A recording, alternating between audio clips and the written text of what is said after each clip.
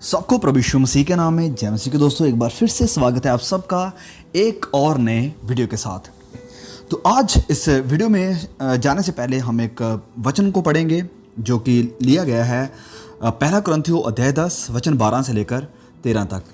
यहाँ लिखा है, इसलिए जो समझता है कि मैं स्थिर हूँ वह चौकस रहे कि कहीं गिर ना पड़े। तुम किसी ऐसी परीक्षा में नहीं पड़े जो मनुष्य के सहने से बाहर है, और परमेश्वर सच्चा है, वह तुम्हें सामर्थ्य से बाहर परीक्षा में ना पड़ने देगा, वरन परीक्षा के साथ निकास भी करेगा कि तुम सह सको। तो हम एक वीडियो सीरीज शुरू करने के लिए जा रहे हैं जिसमें हम बात करेंगे पॉजिटिव नो की। और बाइबल में बहुत सारी ऐसी कहानियां हैं जहां पर जवान लोगों ने और बहुत से बाइबल कैरेक्टर्स ने ना कहा है और इतिहास को बदल दिया है। आपने कई हमारे वीडियोस में इनका जिक्र सुना है, लेकिन अभी हम स्पेशली एक एक करके उन सभी को हर वीडियोस में देखेंगे। तो यहाँ पर परमेश्वर इस वचन में कह रहे हैं कि जो अपने आप को स्थिर समझता है कि नहीं मैं गिर नहीं सकता हूँ, नहीं मैं गलत काम की तरफ जा नहीं सकता हूँ, भले मैं पोर्न देख भी लूँ फिर भी मैं किसी गलत रास्ते पर नहीं जा सकता हूँ, भले मैं कुछ भी थोड़ा बहुत गलत कर लूँ लेकिन फिसलूंगा नहीं। वचन कहता है कि वह चौकस रहे कि कहीं वह गिर ना पड़े। और फिर परमेश्वर का वचन हमें कहता है कि तुम किसी ऐसी परीक्षा में नहीं पड़े जो मनुष्य के सहने से बाहर है, और परमेश्वर सच्चा है कि वह तुम्हें सामर्थ्य से बाहर परीक्षा में ना पड़ने देगा। वचन कह रहा है कि कोई भी ऐसी परीक्षा नहीं है जो आपके सहने से बाहर है, परे है। कोई भी अगर परीक्षा आपके ऊपर आ रही है तो आप उसके ऊपर कंट्रोल कर सकते हैं परमेश्वर की आत्मा की मदद से, परमेश्वर की मदद से। हो सकता है कई बार परमेश्वर आपको मना भी करता हो, आपको आवाज़ भी आती हो कि नहीं, लेकिन फिर भी आप उस आवाज़ का इनकार करते हैं और परमेश्वर की आत्मा की आवाज़ को छोड़कर आप अपने शरीर की आवाज़ को सुनकर शरीर की अभिलाषाओं को पूरा कर जाते हैं। लेकिन वचन हमसे वादा करता है कि परमेश्वर हमारे लिए एक निकास को भी निकालता है। अगर हम परीक्षा में पढ़ते हैं तो उसका एक निकास भी रहता है कि हम उससे बाहर निकल सकें। तो आइए सबसे पहले आज हम शुरू करते हैं एक ऐसे बाइबल के कैरेक्टर से जिसे शायद ही आपने इसके बारे में कहीं मैसेज सुना होगा। सबसे पहले हम देखते हैं वष्टी के बारे में, रानी वष्टी, जिसका जिक्र हमें एस्तर की किताब में देखने को मिलता है अध्याय 1 में। तो यहाँ पर एक राजा है जिसका नाम है अहश्वेरोश, जिसका राज बहुत बड़ा था। वचन हमें बताता है कि अगर इंडिया का नाम कहीं लिया गया है तो वो उसी के किताब में लिया गया है, क्योंकि उसका राज्य इंडिया तक भी था। राजा अहश्वेरोश बहुत अमीर था, बहुत बड़ा उसका राजघराना था, और बहुत बड़ी उसने एक पार्टी रखी थी जिसमें बहुत से लोगों को, बहुत से राजाओं को बुलाया था कि वह उस पार्टी का हिस्सा बने। और ये पार्टी काफ़ी दिनों तक चलती भी रही। तो जब ये पार्टी चल रही थी तो राजा ने ऑर्डर किया अपनी रानी जिसका नाम था वष्टी, कि वह आए और अपने बदन को मेरे जितने भी ये गेस्ट आए हैं, जितने भी ये लोग इकट्ठे हुए हैं, उनके सामने एक्सपोज करे, डांस करे। लेकिन रानी वष्टी ने इनकार कर दिया। सबसे पहली बात, उसने मना कर दिया, ना कह दिया उसने। दूसरी बार फिर उसे एक चेतावनी के साथ मैसेज गया कि अगर तुम नहीं आती हो तो तुम्हें इस पदवी से हटा भी दिया जा सकता है, तुम्हें मार दिया जा सकता है, और सारे जो आराम आपके पास है उन्हें छीन लिया जा सकता है। लेकिन रानी वष्टी ने इनकार किया। उसे ये महल प्यारा नहीं था, उसे ये ऐशो आराम प्यारा नहीं था, उसे वह पोजीशन प्यारी नहीं थी जिस पद पर वह थी, क्योंकि उसकी जो पदवी थी बहुत बड़ी थी, इतने बड़े राज्य की वह रानी थी। लेकिन ये सब की तरफ ना देखते हुए उसने अपने जो मोरल्स थे, उसका अपना जो डिसिप्लिन था, उसे उसने नहीं तोड़ा। और उसके इस नाह की वजह से पूरा इतिहास बदल गया। वो कैसे? क्योंकि उसकी इस नाह की वजह से उसे उस पदवी से हटाया गया, उस पोजीशन से हटा दिया गया। और फिर उसके बाद एस्थर उस पोजीशन पर आई। और एस्थर जब उस पोजीशन पर आई तो हम सब उस कहानी को जानते हैं कि उसने यहूदियों को बचाया। किससे? एक हिटलर के जैसा वहाँ पर कैरेक्टर था जो कि यहूदियों को मारना चाहता था, और उसने पूरा प्लान भी कर लिया था। राजा से उसने सिग्नेचर भी करवा लिए थे कि कैसे इन यहूदियों को मुझे ख़त्म करना है।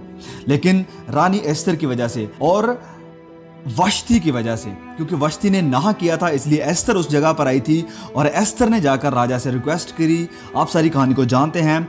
तो उसकी वजह से यहूदी लोग उस जो भारी संकट उनके ऊपर आने वाला था वह बच गए थे।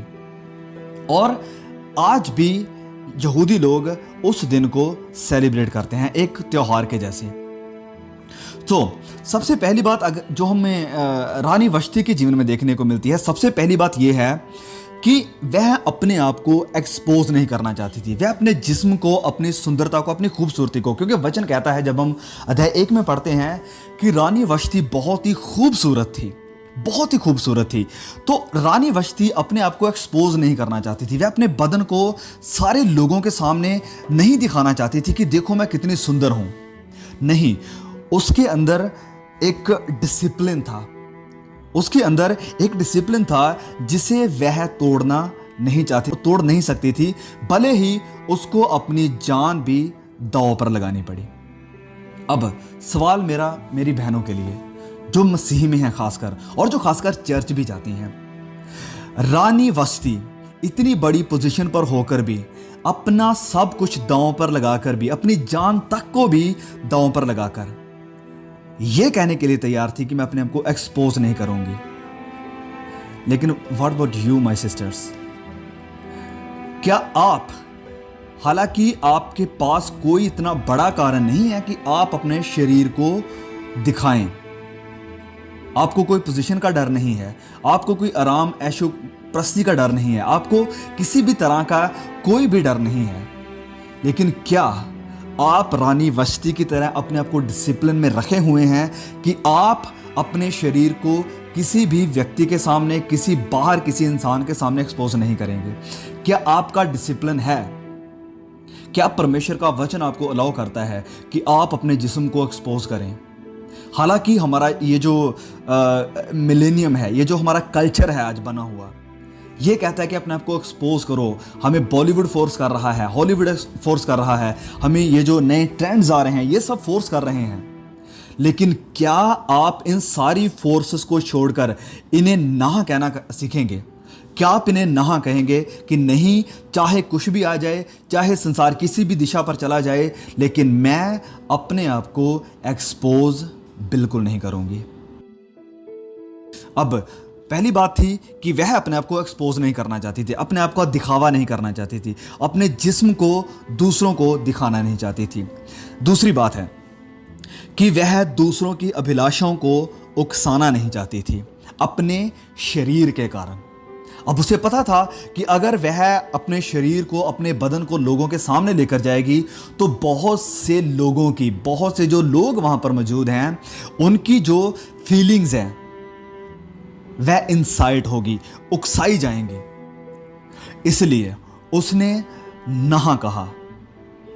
अब परमेश्वर का वचन अगर हम पढ़ते हैं तो वहां पर लिखा है, हे प्रियो, मैं तुमसे विनती करता हूं कि तुम अपने आप को परदेसी और यात्री जानकर उस संसारिक अभिलाषाओं से जो आत्मा से युद्ध करते हैं बचे रहो।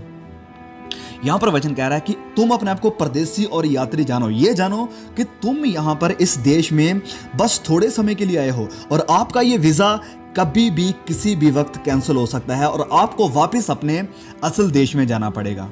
और आप जानते हैं हमारा असल देश कौन सा है। ये जानते हुए, ये ध्यान में रखते हुए वचन कहता है, यहां पर हिंदी में लिखा है कि संसारिक अभिलाषाओं से, अगर हम इंग्लिश में पढ़ते हैं तो वहां पर लिखा है फ्लैशली लस्ट, मतलब शारीरिक अभिलाषाओं से। शारीरिक अभिलाषाओं से सावधान रहो जो आत्मा से युद्ध करती हैं। ये सारी जो शारीरिक अभिलाषाएं हैं ये हमारी आत्मा के साथ युद्ध करती हैं। इनका टारगेट हमारी आत्मा है। मेरे प्रियो, खासकर मेरी बहनों, अगर आप भी किसी वीडियोस को देखते हैं या आप अपने आप को लोगों के सामने एक्सपोज करते हैं जिनके साथ उनकी जो शारीरिक अभिलाषाएं हैं वह उकसाई जाती हैं, तो प्लीज़ आप इस रानी वश्ती से कुछ सीखिए, क्योंकि उसके पास कोई बाइबल शायद नहीं थी, उसको शायद कोई समझाने वाला, बताने वाला नहीं था कि तुम्हें ऐसा नहीं करना चाहिए, लेकिन आपको लगातार बताया जा रहा है कि आपका मसीही जीवन कैसा होना चाहिए। इसलिए आप रानी वश्ती की तरह ना कहना सीखिए कि मैं ना तो किसी को इंसाइट करूंगी और ना किसी की वीडियो देखकर, फोटोस देखकर या कोई भी चीज़ को देखकर खुद इंसाइट होऊंगा। अपने आप को डिसिप्लिन में रखिए, अपने शरीर को एक डिसिप्लिन में रखिए। क्योंकि अगर आप अपने आप को डिसिप्लिन में रखना छोड़ देते हैं, अगर आप पवित्र आत्मा की आवाज़ को सुनना छोड़ देते हैं, अगर आप परमेश्वर के वचनों को सुनना छोड़ देते हैं, तो वचन कहता है रोमियो अध्याय 1:28 में कि परमेश्वर ने भी उन्हें उनके निकम्मे मन पर छोड़ दिया कि वह अनुचित काम करें। परमेश्वर ने छोड़ दिया। परमेश्वर कहेगा कि ओके, आप नहीं सुधरना चाहते, आपको मैंने बहुत सुधार लिया, बहुत से वीडियोस आपने देख लिए, बहुत से मैसेजेस आपने देख लिए, बहुत से प्रचार आपने सुन लिए संडे चर्च में जाकर, लेकिन आप फिर भी नहीं मुड़ना चाहते हैं। ओके, प्लीज गो ऑन, मैं आपको डिस्टर्ब नहीं करूंगा। I won't disturb you any more. मैं आपको अब भी डिस्टर्ब नहीं करूंगा, लेकिन एक दिन आएगा, वचन कहता है कि जब हर एक बात का और हर एक काम का न्याय होगा। उस दिन परमेश्वर हमसे हमारे किए हुए कार्यों का, कही हुई बातों का और देखे हुए हर चीज का हिसाब लेगा। परमेश्वर हमें अपने मन पर छोड़ देगा, क्योंकि परमेश्वर ने अपने दासों के जरिया से, वीडियोस के जरिया से, पवित्र बाइबल के जरिया से बहुत आपको समझा लिया, लेकिन आप मुड़ने के लिए तैयार नहीं हैं, आप ना कहने के लिए तैयार नहीं हैं। वश्ती ने कहा नहीं, तुम महल खो सकती हो, तुम पदवी खो सकती हो, तुम सारे आराम को खो सकती हो, तुम अपनी जान तक को भी खो सकती हो, लेकिन वश्ती ने कहा नहीं, मुझे इसकी कोई परवाह नहीं है, लेकिन मैं गलत काम नहीं करूंगी। मैं अपने शरीर पर डिसिप्लिन रखा है और उस डिसिप्लिन को मैं कभी नहीं तोड़ूंगी। अब आपका क्या जवाब है? गलत कामों की तरफ से, गलत बातों के लिए, गलत कामों के लिए, गलत चीज़ों के लिए, गलत वीडियोस के लिए, गलत कंटेंट के लिए, गलत आर्टिकल्स के लिए, गलत तस्वीरों के लिए आपका क्या जवाब है? क्या आप ना कह सकते हैं? Will you discipline your body? क्या आप अपने शरीर को डिसिप्लिन में लेकर आएंगे?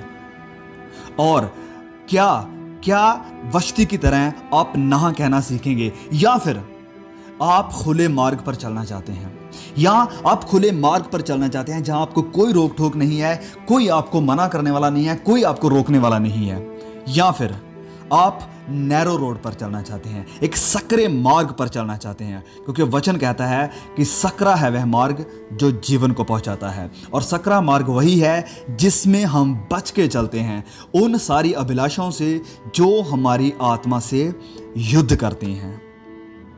ये फैसला हमारा है कि क्या हम ना कहते हैं, क्या हम गलत कामों को छोड़ते हैं, क्या हम गलत कंटेंट को देखना बंद करते हैं, क्या हम गलत चीज़ों को सुनना बंद करते हैं, क्या हम गलत चीज़ों को देखना बंद करते हैं, क्या हम गलत चीज़ों को बोलना बंद करते हैं। परमेश्वर हमें कभी भी फोर्स नहीं करेंगे, वह हमें मजबूर नहीं करेंगे, क्योंकि it is all up to us.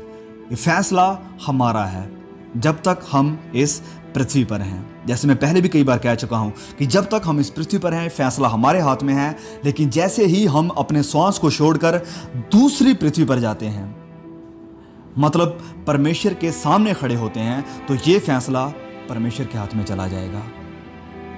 Will you discipline your body and learn to say no? क्या आप अपने आप को डिसिप्लिन करके ना कहना सीखेंगे? परमेश्वर इस मैसेज के द्वारा आपको बहुत बड़ी आशीष दे। बहुत जल्द ऐसे ही एक और कैरेक्टर को लेकर आगे वाली वीडियो में हम बात करेंगे। प्लीज़ इस वीडियो को और भी हमारे भाई बहनों के साथ शेयर जरूर करना। फिर मिलेंगे बहुत जल्द एक नई वीडियो के साथ। तब तक के लिए सभी को जय मसीह की।